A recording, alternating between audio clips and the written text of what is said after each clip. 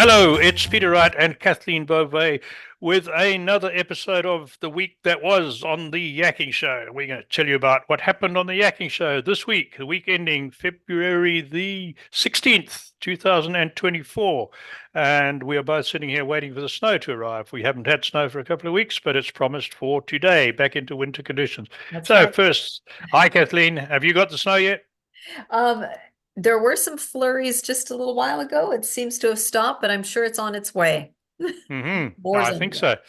I was looking on Twitter. One of the people I'm in contact with on Twitter, the other side of the lake over in Minnesota, I think, and they've had a picture up there. They've got about 4 or 5 inches already on the ground over there, that side of the lake. Yeah, so we could be in for a bit. Anyway, we're not here to talk about the weather. So let's start off with your cat fact or your Ah, feline fact, Kathleen.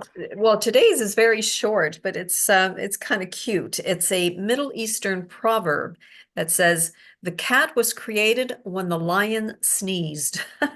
Interesting. I think I've got we have a few cats that still think they're lions, I think. But anyway, yeah. So let's tell you about what happened on the Yakking Show this week. On Tuesday, we published an episode with John Wilson, who's a biochemist, and he studies longevity. And John is also a cancer survivor from, he had a bad case of melanoma.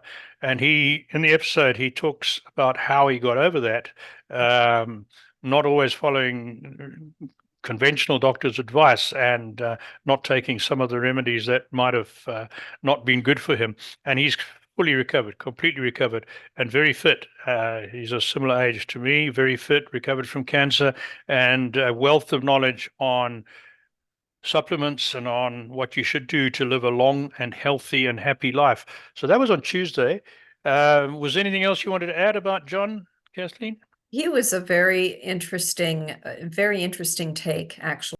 No, he was good. Mhm. Then on Thursday, we released another one of our premium episodes, and this is one recorded a while back with Ken Cook from the Prepared Group, and Ken goes through his 8-step systemization strategy for making your marketing easier. A little complicated to put that in one sentence, but watch the video or listen to the audio. Ken has 8 steps to make your life much easier and save you time. So that was also a good one. Next week, we have Nadine Rajeh, all the way from New Zealand, talking to us about the parenting of high performance teenagers, also known as brilliant kids or brilliant students. And she goes through some ideas that you as parents or we as parents can do if we have high performing kids who are not realizing their potential in the conventional education system. So she had some very good ideas of what you can do to help those children. That will be on Tuesday next week. And then on Thursday, we have the first episode, another premium episode, the first episode with Jim Marshall on septemics, which is the study of human phenomena. And he has 7 modules in this all together in his course and in his book. Uh, you need to watch the video. It's really, really good. Gives you a very good background as to why all of us, behave as we do under certain situations. So I found that a very, very interesting talk. And there's 2 or 3 of those episodes coming up. Good one. And the book is interesting too. So that's it from me as to what's happening on the show. Back to you. Let's talk about health, Kathleen. Well, Peter, first of all, I think we'd like to toot our own horn for a little bit and Oh, yeah. talk about our Yeah. Dr. Morse interview that we published just last month, in fact. And Dr. Morse actually has his own TV channel on the internet, and he posted our video there. And we're almost up to 15,000 views of that video. And it's our longest Wow. video. So if you're Yeah. interested, it's about an hour and a half. But my gosh, folks, it is so jam-packed full of wonderful, wonderful information. We talk anywhere from, from cancers to osteoporosis to your diet to spirituality. We delve into so many different areas. And just a quick reminder, Dr. Morse has helped thousands and thousands of people worldwide regain their health. So, but today, what I wanted to talk to you about is an article that Peter, you found from Hmm. Epoch Times, I believe it was. Yeah. And this is a topic that may interest you. It's drug-induced dementias And I just have a few excerpts here from that article, which I thought were quite interesting. So drug-induced dementia is a type of reversible dementia, different from the common neurodegenerative disorders.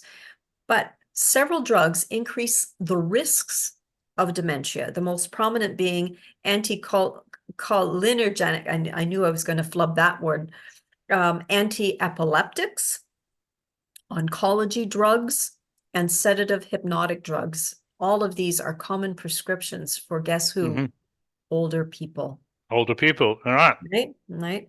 Now, it says here the most prominent being, well, actually, for example, many drugs prescribed to treat Parkinson's disease are linked to dementia risks because they block this acetylcholine in the brain as a way of preventing tremors and sudden movements in patients. And the acetylcholine is a neurotransmitter that also facilitates cognitive function. So when you're blocking that, of course, it makes sense that you would, it would affect the cognition. And anticholinergics block the release of acetylcholine. And also, proton pump inhibitors, often prescribed to treat heartburn, of all things, also have been shown in studies to increase people's risks of dementia by 44%. Wow. Quite frightening. Quite frightening. Yeah, I know. And one has to ask, I don't know of any science to back it up other than the article you've been reading. But when you think of how the incidence of dementia has increased so dramatically over the last 10 or 20 years, I mean, back when I was a kid, it was virtually unheard of. People in their 80s and 90s then might have been a bit slow, but I can't even remember a single case of an elderly person, to my knowledge, being having dementia, being so. That's a survey one. I know that's not accurate, but it's just a reflection that when I was a kid, didn't hear about it, right? So yeah, big worry. Yeah. Wow. Yeah. So I had an interesting one that I found, another one, and that is on prostate cancer. And an estimated 334,700 men died of prostate cancer in 2023. This is in America, representing 5.7% of all cancer-related deaths.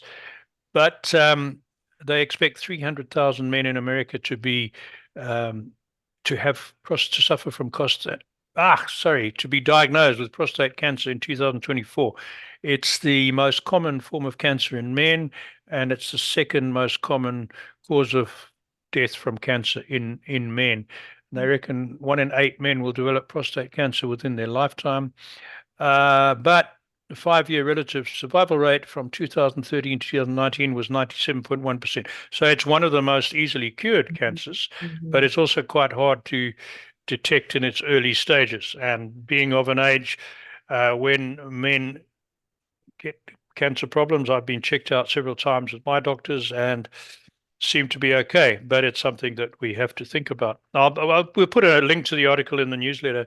Sure. It's any men over 40, you should read this article and just be aware. That was it from my side, Kathleen. What else have you got? And that is it from me. If anyone is interested in being a guest on our show, we invite you to visit us at theyakkingshow.com. All you need to do is click on the contacts tab where you will find a short application form, and we would love to hear from you. So until next week, take care, everyone. Bye-bye.